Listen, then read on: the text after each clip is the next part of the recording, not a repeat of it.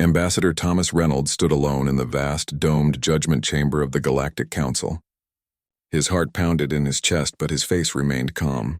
Thousands of alien representatives from across the Milky Way watched from tiered seating that stretched upward into shadows. The 7 Supreme Counselors, each from the founding species of the Alliance, looked down from their elevated dais with expressions ranging from contempt to indifference. The chamber itself was designed to intimidate. Massive columns of a material that seemed to absorb light rather than reflect it rose to impossible heights. The air smelled of strange scents, the mingled breath and pheromones of hundreds of species. A low hum of translation devices created a constant background noise as the gathered delegates whispered among themselves. The Council has reviewed Earth's petition for equal resource allocation, writes, announced High Counselor Vexar, his translucent skin pulsing with bioluminescent patterns of disapproval. We find humanity's demands excessive and inappropriate for a species of your limited development. Thomas didn't flinch. Instead, he activated a small device on his wrist. Instantly, holographic displays appeared before each council member, showing detailed analytics of Alliance trade flows. With respect, counselors, Thomas said calmly, Earth has contributed 27% of all new technological patents in the Alliance, despite receiving only 3% of resource allocations. We've solved 11 previously unsolvable mathematical proofs that have advanced FTL travel efficiency by 40%. He paused, letting the data speak. And yet, when our colonies faced the Krell incursion last solar cycle, Alliance fleet support arrived 3 weeks after our distress call. Murmurs rippled through the chamber as Thomas continued. Humanity doesn't request special treatment, only the fair partnership promised when we joined. The Alliance needs unity now more than ever, with the Void Collective expanding at our borders. High Counselor Vexar's skin flashed with angry patterns. Is that a threat, Ambassador? Thomas smiled slightly. Not at all. It's an invitation to reconsider. Before we have no choice but to reconsider our own position in this alliance. The council chamber erupted into chaos. Delegates shouted in dozens of languages. The translators struggled to keep up. And in the center of it all, one human stood firm, knowing he had just changed the course of galactic history.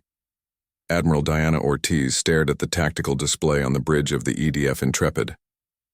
Her ship, Earth's most advanced battleship, hung in the void near the colony world of Novus Prime. 50,000 human colonists lived on the planet below, unaware of the danger approaching. Sensor confirmation. Admiral, reported Lieutenant Park. 37 Void Collective vessels just emerged from uncharted space. Attack formation. ETA to Novus Prime, 2 hours. Diana's jaw tightened.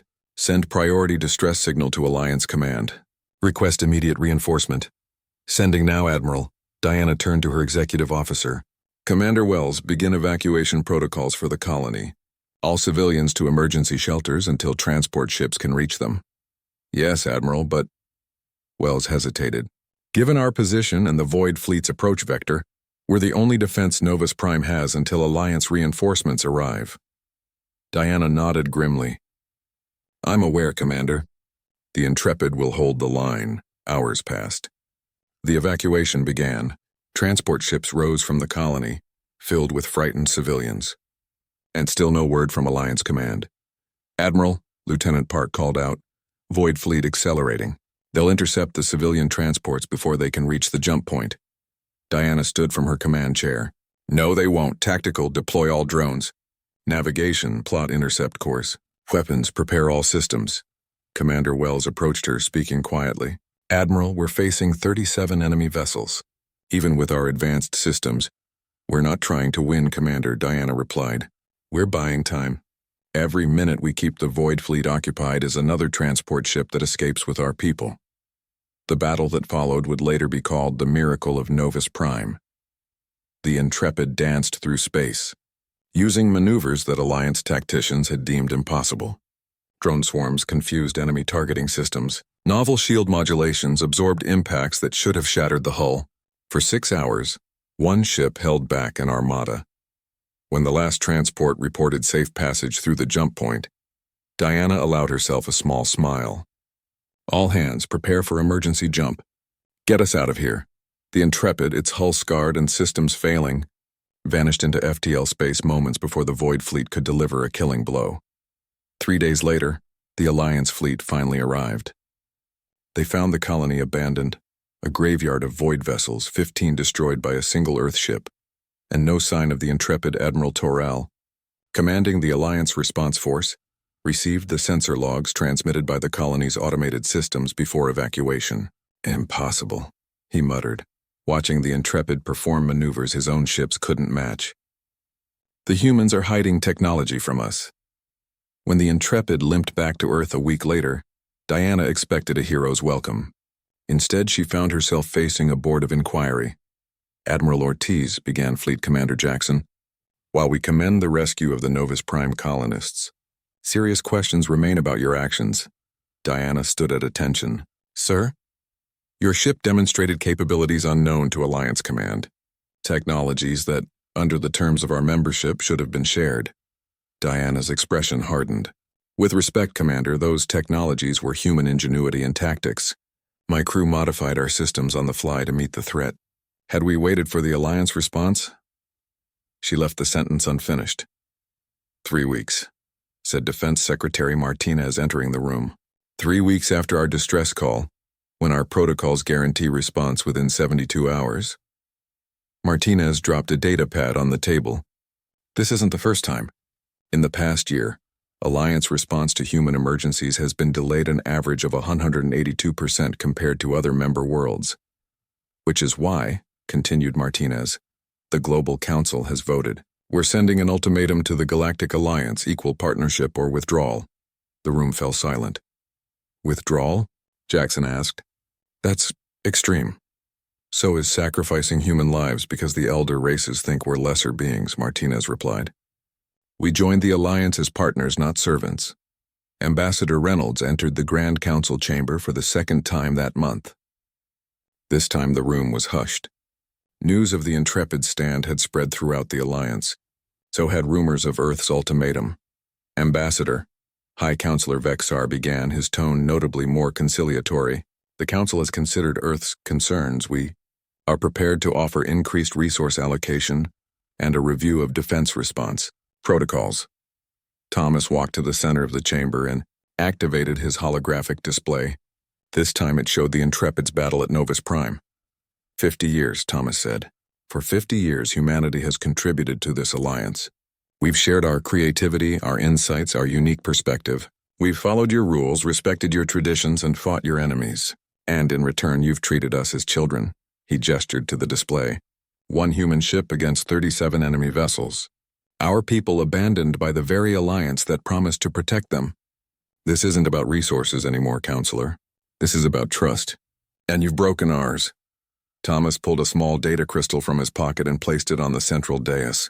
By authority of Earth's Global Council, I hereby give formal notice of humanity's withdrawal from the Galactic Alliance. Effective immediately, the chamber exploded into shocked outcry. You cannot simply leave the Alliance, Vexar shouted over the noise. There are protocols, transition periods, all of which require good faith from both parties, Thomas interrupted. Something the Alliance has failed to demonstrate. As Thomas turned to leave, Counselor Zale of the Aranthe rose from her seat. Ambassador, please. This is a hasty decision. The Alliance needs humanity. Thomas paused at the chamber doors. Perhaps you should have remembered that sooner. As he walked out, the crystal he'd left began projecting a detailed timeline. 50 years of Alliance-broken promises, delayed responses, and systematic discrimination against Earth and its colonies. In that moment, the Galactic Council realized they had made a terrible mistake. But it was already too late. Dr. Marcus Kelly stood in the center of the Nexus Project's main laboratory, deep beneath the Rocky Mountains.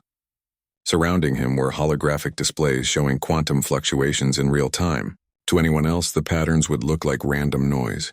To Marcus, they were a language, the building blocks of a communication system that would change everything. Try again, Marcus instructed his team. Narrow the entanglement field by another 0.03%. Dr. Aisha Patel nodded and made the adjustment. Field narrowed. Initiating test signal now. The room held its breath. For 5 years, the Nexus Project had been Earth's most closely guarded secret. a quantum communication system that operated instantaneously across any distance without detection. If it worked, humanity would have something the Alliance didn't know existed. A private conversation, a display on the far wall suddenly flickered to life. The face of Colonel Way appeared, transmission originating from Jupiter's Europa base nearly 400 million miles away. Signal is stable, Way reported, his voice perfectly clear with zero lag. No detectable emissions on standard Alliance monitoring frequencies. We're invisible to them. Marcus allowed himself a small smile. Thank you, Colonel. Please continue monitoring for any anomalies. He turned to his team. Ladies and gentlemen, Nexus is officially online. As of today, humanity has a shadow network. Aisha approached Marcus as the team celebrated. You realize what this means, she said quietly. The Alliance believes all interstellar communication must use their relay network. They monitor everything. Not anymore, Marcus replied. And based on what we've learned about their deliberate delays in responding to our distress calls, this couldn't come at a better time. An alert chimed on Marcus's wrist device. Director Foster needs to see us immediately, he said, reviewing the message. It seems we have company. Alliance inspectors have just arrived on Earth. Director Jordan Foster of Earth Intelligence watched through one-way glass as the Alliance inspection team was escorted into the waiting area. The team was led by Senior Inspector Traz, a Zelvian whose 6 eyes constantly moved independently of each other, taking in everything. They're here sooner than expected, noted Marcus, joining Jordan at the window. Ambassador Reynolds' announcement at the council has them worried, Jordan replied. They want to know what else we're hiding. Are the decoy facilities ready? Jordan nodded. Everything they expect to find, they'll find. Everything else. She left the sentence hanging. For 3 days, Inspector Traz and his team toured Earth's scientific facilities. They examined research labs, production centers, and defense installations, all carefully prepared to show exactly what the Alliance already knew about human technology, and nothing more. On the 4th day, Traz requested a meeting with Jordan. Director Foster, the Zelvian began, his primary eyes fixed on Jordan while his secondary eyes continued to scan the room. Your cooperation has been most satisfactory. The Alliance and Earth have always maintained transparent relations, Jordan replied smoothly. At least from our side. Traz's skin rippled slightly, the Zelvian equivalent of raised eyebrows. Indeed, however, I find myself curious about certain gaps in your research progression. Gaps? Yes. According to our assessment models, human innovation should have produced advances in quantum entanglement communication by now. Yet we've found no evidence of such research. Jordan smiled. Perhaps your models don't account for human research priorities. We've focused on medical and agricultural advances for our colony worlds. Perhaps, Traz conceded, though his tone suggested skepticism. One more question, if I may.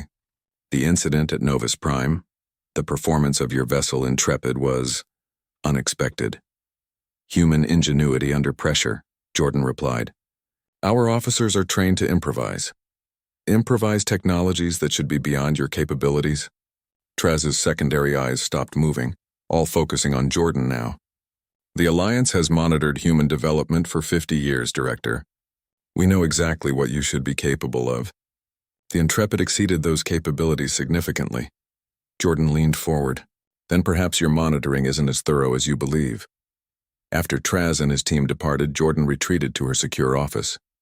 Something about the inspection bothered her. Traz had been too interested in quantum communication specifically. Computer, secure mode, Jordan commanded. The room's windows darkened and a subtle hum indicated active countermeasures against eavesdropping. Access classified file Novus Prime incident. Alliance response timeline. The holographic display showed a detailed analysis of communications between Novus Prime, the Intrepid, and Alliance Command during the Void Collective attack. Jordan studied the data carefully. Computer.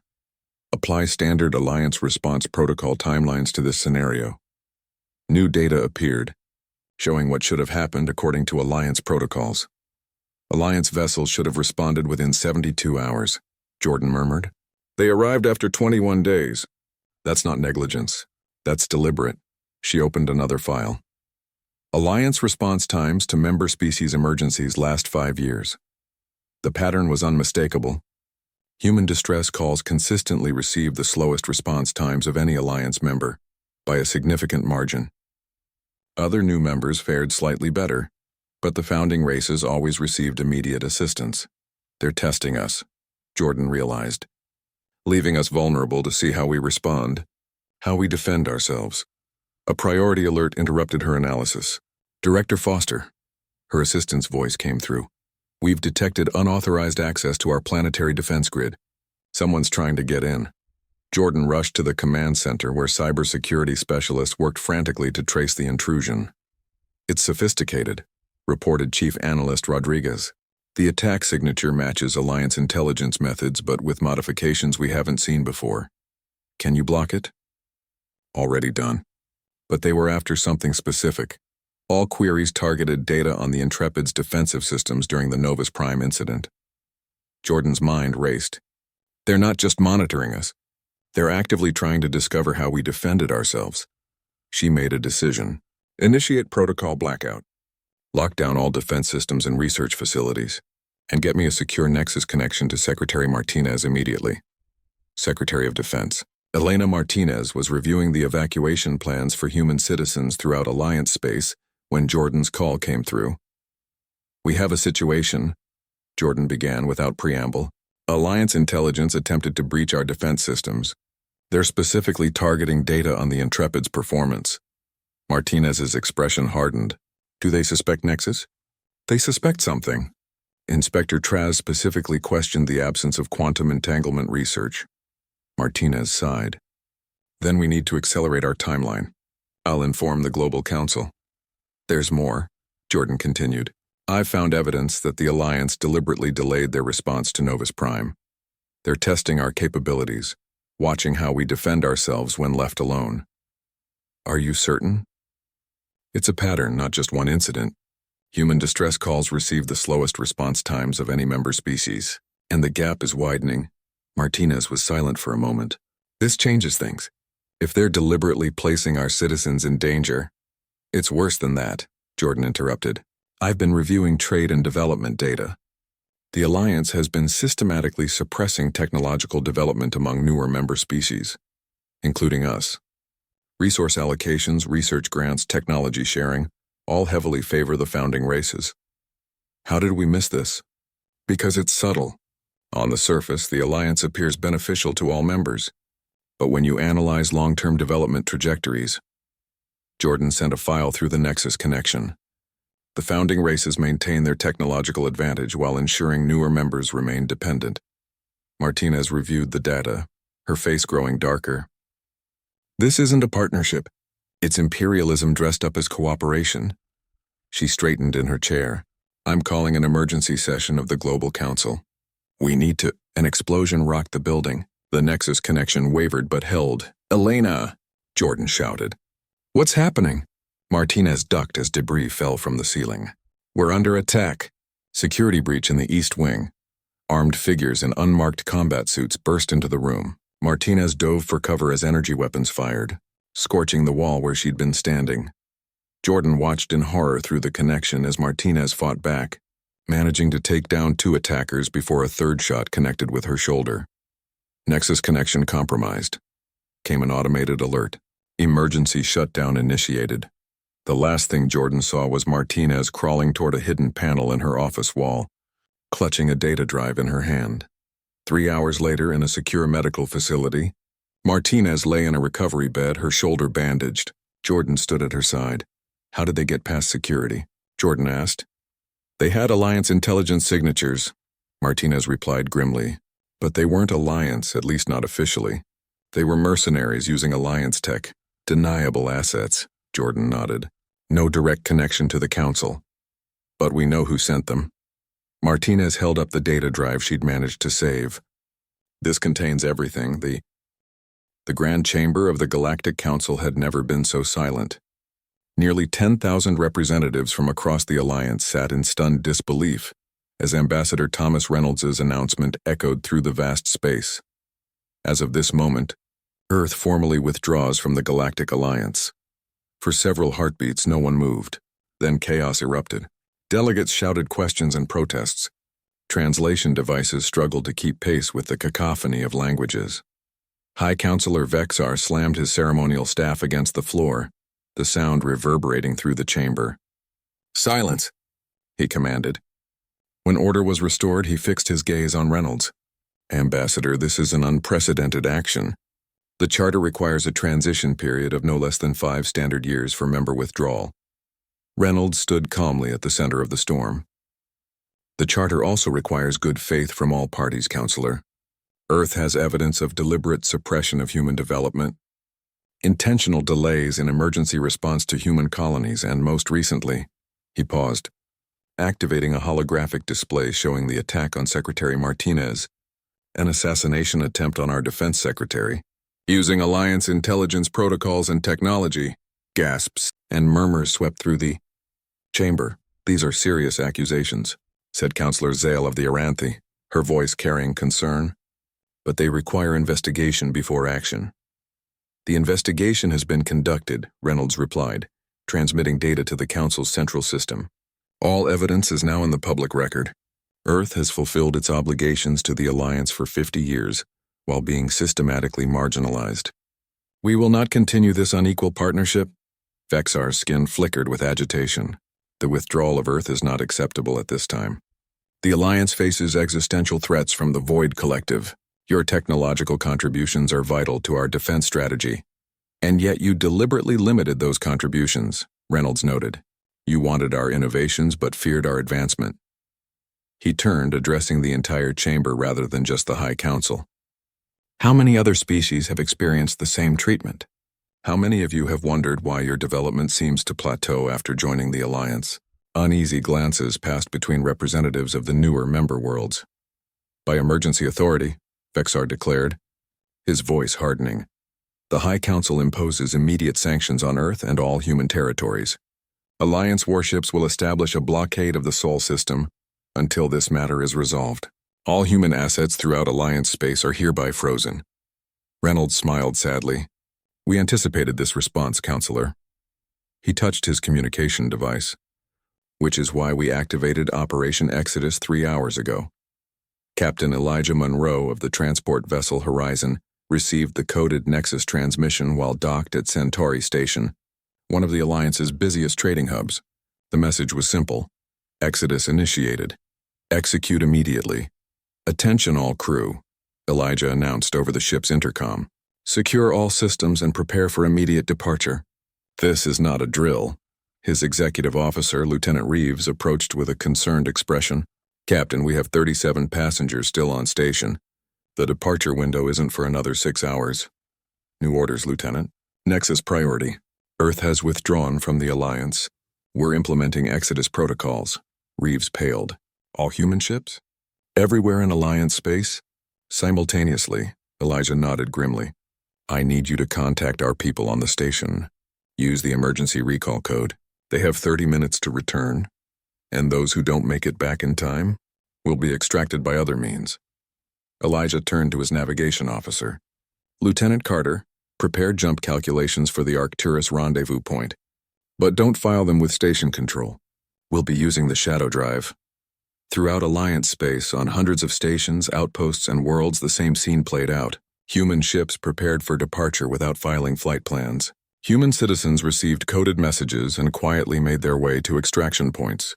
A mass evacuation, orchestrated through the undetectable Nexus network, had begun. On Centauri Station, Alliance security noticed the unusual movement of human citizens and contacted their superiors. By the time orders came to detain all humans for questioning, most had already disappeared. The Horizon, along with 12 other human vessels docked at the station, initiated departure procedures simultaneously. "Station control to all human vessels," came the stern announcement. "Your departure has not been authorized.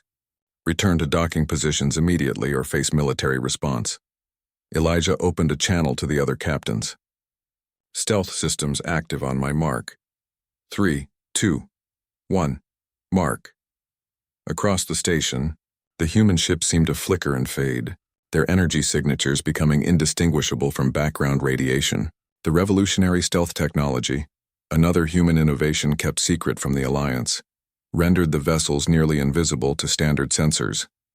Engines at full power, Elijah ordered. Take us out. Alliance patrol ships scrambled to intercept, but their targeting systems couldn't lock onto the ghostly human vessels. By the time manual tracking was established, the human ships had accelerated beyond weapons range and vanished into FTL jumps that followed no known jump patterns. On Earth, the Global Council convened an emergency session. Holographic displays showed the progress of Operation Exodus across Alliance space. 93% of human citizens successfully extracted, reported Admiral Blake, coordinating the operation. The remaining 7% are either in deep cover positions or in regions where extraction is currently impossible. Defense Secretary Martinez, her arm still in a healing sling from the assassination attempt, studied the tactical display. Alliance response? Confused and disorganized, Admiral Blake replied with a hint of satisfaction. They expected us to use standard FTL signatures and communication patterns. They're chasing ghosts. The blockade of Sol system? 23 Alliance warships have taken position at our jump points. More are en route. Martinez turned to the Council President. Madam President, we should consider our next move carefully. The Alliance blockade is a direct act of aggression. President Diallo nodded gravely. What are our options? Admiral Blake highlighted several points around the Sol system on the tactical display. Our defense fleet outguns the blockade 3-1. We could break it easily and start a war, President Diallo noted. They fired the first shot, Martinez reminded her. The attack on my life was sanctioned at the highest levels of the Alliance. Nevertheless, the President replied, I would prefer to avoid bloodshed if possible. She turned to a civilian advisor. Dr. Williams, what diplomatic options remain? Dr. Williams, Earth's leading expert on interspecies relations, cleared his throat. The Alliance is already experiencing internal dissent following Ambassador Reynolds' revelations. Several mid-tier worlds have formally protested the blockade. I believe we should exploit these divisions rather than engage militarily. President Diallo considered this. Ambassador Reynolds has the evidence of Alliance manipulation and corruption. What if we selectively release more detailed information to specific member worlds? Show them exactly how the founding races have been suppressing their development? Psychological warfare. Martinez nodded approvingly. Target the members most likely to sympathize with our position. Begin immediately, President Diallo ordered. And prepare a diplomatic response to the blockade. Make it clear that we consider this an act of war, but that we are showing restraint. For now, 3 days into the blockade, Ambassador Reynolds received a secure transmission from President Diallo. The Alliance had requested a diplomatic meeting on neutral territory. The chosen location was Proxima Station, a scientific outpost in a system not formally aligned with either Earth or the Alliance. Reynolds arrived aboard a small diplomatic vessel, escorted by 2 military ships that remained at a respectful distance from the station. The Alliance delegation was led by Counselor Zale of the Aranthi, notably not High Counselor Vexar. Reynolds recognized the diplomatic signal immediately. The Alliance was offering a lower-ranking official as a concession while still maintaining the appearance of authority. Ambassador Reynolds. Zale began once they were seated in the station's conference room. The Council regrets the recent escalation of tensions. As does Earth, Reynolds replied neutrally. Though we note that it was the Alliance that imposed sanctions and established a blockade. Zale's facial ridges pulsed with subtle colors, an Aranthi expression of discomfort. Perhaps hasty decisions were made on both sides. The Council is prepared to offer significant concessions to Earth in exchange for your return to the Alliance. Reynolds raised an eyebrow. Concessions? Full resource allocation parity with founding worlds. Guaranteed emergency response times. 2 seats on the Technology Development Council. Zale slid a data pad across the table. The details are all here. The Council believes these terms address Earth's primary concerns. Reynolds glanced at the pad without touching it. These are the same concessions offered to the Beltari 30 years ago, when they threatened withdrawal. Within 5 years, all had been quietly rescinded through procedural AMI. 2 months after Earth's withdrawal, High Counselor Vexar stood before the Alliance's Technology Development Board. His translucent skin had lost its healthy glow, and the bioluminescent patterns that normally flowed smoothly now pulsed in erratic bursts. A physical manifestation of stress in his species. Explain again, he demanded. his voice echoing in the chamber. Why the new defense grid is still non-functional. Chief Engineer Morel, a Thulian with metallic scales that reflected the room's lighting in nervous flickers, gestured to the complex schematics displayed behind him. The integration protocols for the quantum shielding layer were incomplete, High Counselor. Incomplete? We have the full technical specifications. We have the specifications, yes, Merrill agreed carefully. But the implementation was overseen by human engineers. They made adjustments, optimizations. The documentation doesn't capture their intuitive problem-solving methods. Are you telling me, Vexar said, his voice dangerously quiet, that after 2 months, the finest scientific minds in the Alliance cannot replicate what human technicians did routinely? Merrill's scales flattened against his body, a sign of extreme discomfort. The humans had a unique approach to technological integration, High Counselor. They didn't follow standard protocols. They innovated constantly, even during implementation. Without them, Vexar dismissed him with a gesture of disgust. Similar reports had come from across the Alliance in recent weeks. Systems that had relied on human innovation were failing or underperforming. Defense networks, communication relays, medical technologies, all showing degradation without human maintenance and ongoing development. As he left the board meeting, Vexar received an urgent message. The Void Collective had launched a major offensive against the Orion Trade Corridor, the third such attack in the past month. Alliance forces had been pushed back again, suffering heavy losses. For the first time in his long life, Vexar felt fear for the future of the Alliance he had helped to build. Dr. Lisa Hammond stood on the observation deck of Haven Station, watching as the latest refugee ships docked. Haven, a distant world beyond. Alliance space that humans had secretly colonized years earlier, had become humanity's new headquarters and a sanctuary for those fleeing the growing chaos. How many this time? Asked Director Foster, joining her at the viewport. Nearly 3,000, Lisa replied. Mostly from the Orion Trade Corridor. The Void Collective is advancing faster than expected. Foster nodded grimly. Without human tactical innovations, Alliance defense strategies have become predictable. The Void Collective is exploiting weaknesses that we would have identified and fixed. Lisa turned from the viewport, her expression troubled. Jordan, I've been monitoring the Alliance military channels. They've lost 4 major systems in the past month. Millions of civilians, beings who had nothing to do with the Council's decisions, are caught in the crossfire. That's not our responsibility, Foster reminded her gently. The Alliance made their choice when they tried to suppress us, when they targeted our leaders, when they blockaded Earth. I know, Lisa sighed. But I also know that the Void Collective isn't just another expansionist empire. The data we've gathered suggests something far worse. What do you mean? Lisa led Jordan to her research lab, where holographic displays showed analysis of Void Collective activity patterns. Look at their invasion priorities, she explained. They target worlds with the highest population densities first, regardless of strategic value. They don't destroy infrastructure. They convert it to support massive energy extraction operations. Energy extraction? For what purpose? That's what I've been trying to figure out. Lisa brought up a new display showing unusual energy signatures. These readings are from the first world they conquered 3 years ago. The entire planet's biosphere is being systematically converted into energy and transmitted somewhere outside our scanning range. Jordan stared at the data. They're not conquering. They're harvesting. Exactly.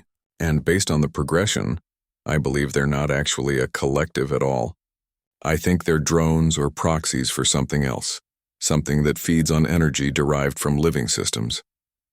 Foster's expression darkened. Have you shared this with the Council? Lisa hesitated. I tried to contact my former research partner, Professor Zoran of the Telsari. He holds a seat on the Alliance Science Directorate. But all my messages have been blocked. The Alliance communication embargo, Foster nodded. They're refusing all contact from human sources, which means they're facing an existential threat without understanding what it really is. Lisa rubbed her temples in frustration. I know we have every right to leave them to their fate, but millions of innocent beings will die, Foster finished. I understand. What are you proposing? Let me establish an unofficial back channel to Professor Zoran. No formal communication. Nothing that can be traced back to Earth or Haven. just scientist to scientist. Foster considered this. The President's directive was clear. No official contact with the Alliance until they lift the blockade and acknowledge our sovereignty. This wouldn't be official, Lisa pointed out. And it's not about helping the Alliance, it's about fighting the greater threat. The Void Collective won't stop with Alliance worlds.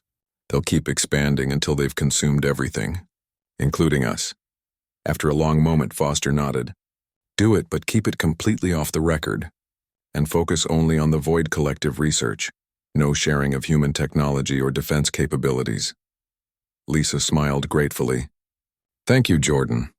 I believe this is the right decision. Professor Zoran of the Telsari was working late in his laboratory on SETI Alpha Station when a strange signal appeared on his private research channel. The message used an old encryption protocol that he and Lisa Hammond had developed together years ago. Lisa, he whispered in disbelief. All contact with humans had been forbidden by Alliance decree. Communicating with a former human colleague could end his career, or worse. Yet curiosity overcame caution, and he opened the message. What he found was not a personal communication but a massive data package containing detailed analysis of Void Collective behavior patterns, energy extraction methods, and a theory about the true nature of the threat. He spent hours reviewing the information, his 4 heart chambers racing with increasing alarm. If Hammond's theory was correct, the Alliance wasn't just fighting a territorial war. It was facing a predator that consumed entire worlds. Soren faced a difficult decision. Sharing this information meant admitting he'd received it from a human source, a serious violation of Alliance directives. Not sharing it could doom billions to a fate worse than death. The next morning, Zoran presented Hammond's findings to the Science Directorate, carefully omitting any mention of the source. The data spoke for itself, and soon the Directorate was in an uproar. Emergency sessions were called. New defensive strategies were proposed. For the first time, the Alliance began to understand what they were truly fighting. But when the High Council learned of this breakthrough, they demanded to know its origin. These analytical methods, noted Councillor Drav during a review, bear remarkable similarity to human approaches. Professor Zoran, have you been in contact with Earth? Zoran's skin paled. Not with Earth, Counselor, but I did receive anonymous data that I believed vital to Alliance security. From a human source, Vexar concluded, his bioluminescence pulsing with anger. You have violated the communication embargo. With respect, High Counselor, Zoran replied steadily.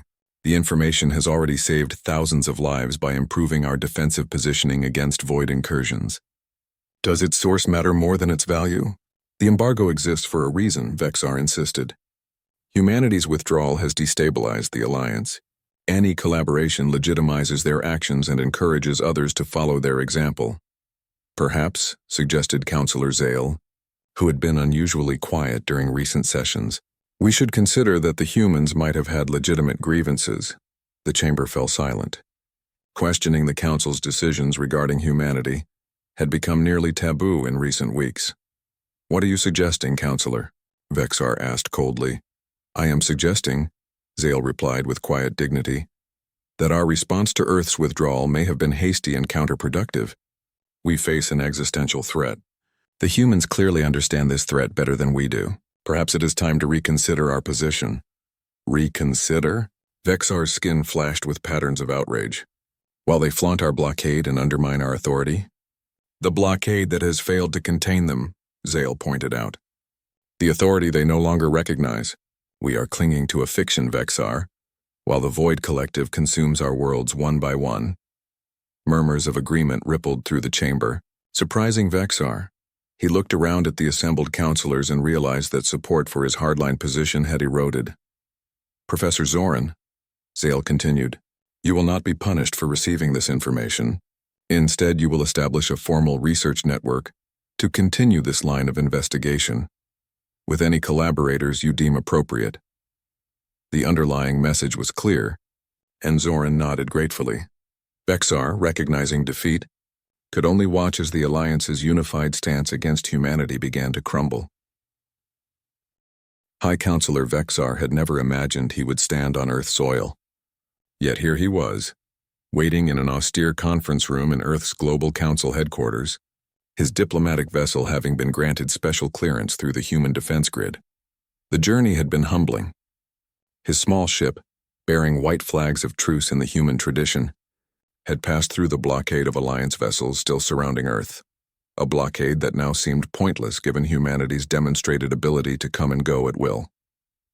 Then, as they approached Earth, they had been escorted by human military craft whose technology made Alliance vessels look primitive by comparison. The door opened, and President Diallo entered, followed by Secretary Martinez, Ambassador Reynolds, and several other high-ranking officials. Vexar noticed that Martinez still bore a faint scar on her neck from the assassination attempt, a visible reminder of Alliance treachery. Vexar rose and performed the traditional greeting of his species, a gesture of respect he had never before offered to a human. High Counselor, President Diallo acknowledged without returning the gesture. Your request for this meeting was unexpected. These are unexpected times, Madam President, Vexar replied. I come without pretense or diplomatic maneuvering. The situation is too dire for anything but honesty. Then speak honestly, Diallo invited, taking a seat across from him. Vexar's skin pulsed with patterns that translated to deep discomfort in his species. The Alliance is losing the war against the Void Collective. Our defenses are failing. Our strategies are ineffective. Without human innovation and tactical insight, we cannot hold back their advance. He paused, the next words difficult to form. I have been authorized by what remains of the High Council to formally recognize Earth's independence from the Alliance. The blockade will be lifted immediately. All sanctions against human interests will be rescinded. Martinez exchanged glances with Reynolds. And in return? She asked, her tone making it clear she expected a significant request. In return, Vexar said quietly, we ask for humanity's help, not as subordinates but as equals facing a common threat. The Void Collective will not stop with Alliance worlds. Your researchers, Dr. Hammond in particular, understand their true nature better than anyone. President Diallo studied him carefully. You're asking for a military alliance? After everything that's happened, I am asking, Vexar replied, his voice barely above a whisper. For humanity's mercy. For a chance to correct the mistakes of the past before there is no future left for any of us. The human leaders were silent for a long moment. Then Reynolds spoke. The Void Collective isn't what you think it is, Counselor. It's not just another expansionist empire. According to our research, it's not even truly a collective. We know, Vexar acknowledged. Professor Zoran shared Dr. Hammond's findings. The collective appears to be a proxy force for something else. Something that harvests the energy of living worlds. Not just living worlds, Martinez corrected. Sentient life specifically. The conversion process they use is optimized for neural energy. They're hunting consciousness itself. Vexar's skin paled. All the more reason we need to stand together. Why should we help you? Martinez asked bluntly. The Alliance attempted to assassinate me. You've blockaded our world. For 50 years, you systematically suppressed our development. Because, Vexar answered, meeting her gaze directly. Millions of innocent beings who had no part in those decisions will die if we fail to stop the collective. And because eventually the same fate will befall humanity. President Diallo leaned forward. Before we consider any cooperation, we require full disclosure of Alliance suppression policies. We want to know exactly how and why the founding races maintained their dominance. And accountability, added Reynolds. Those who authorized the assassination attempt must face justice. Vexar hesitated only briefly before nodding. Agreed to both conditions. I will provide all records personally. As for those responsible for the attack, his skin rippled with complex patterns. I was among them. I will submit to whatever justice Earth deems appropriate after the current crisis is resolved. This admission clearly surprised the humans.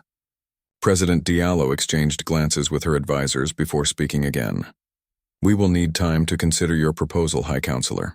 In the meantime, you will remain here as our guest. Ambassador Reynolds will show you to your quarters. As the meeting adjourned, Vexar felt a strange mixture of dread and hope. The fate of the Alliance, perhaps of all sentient life in the galaxy now, rested in the hands of the very species his people had tried so hard to control. General Miguel Reyes stood before the combined military leadership of Earth and Haven, presenting the most comprehensive analysis of the Void Collective threat ever assembled. Based on Dr. Hammond's research and intelligence gathered from former Alliance worlds, we now understand what we're facing, he explained, gesturing to the holographic display. The Collective isn't a civilization. It's a harvesting mechanism for an ancient intelligence that exists outside normal space-time. The display showed a strange, geometric structure hidden in the void between galaxies. We've detected quantum resonance patterns consistent with a massive artificial construct at these coordinates.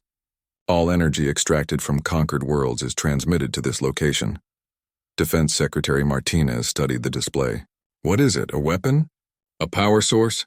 We believe it's a gateway, Reyes replied. The neural energy being harvested is used to maintain a stable passage between our reality and something else. The intelligence controlling the Collective exists on the other side. You're saying we're being invaded from another dimension? Asked Admiral Blake skeptically.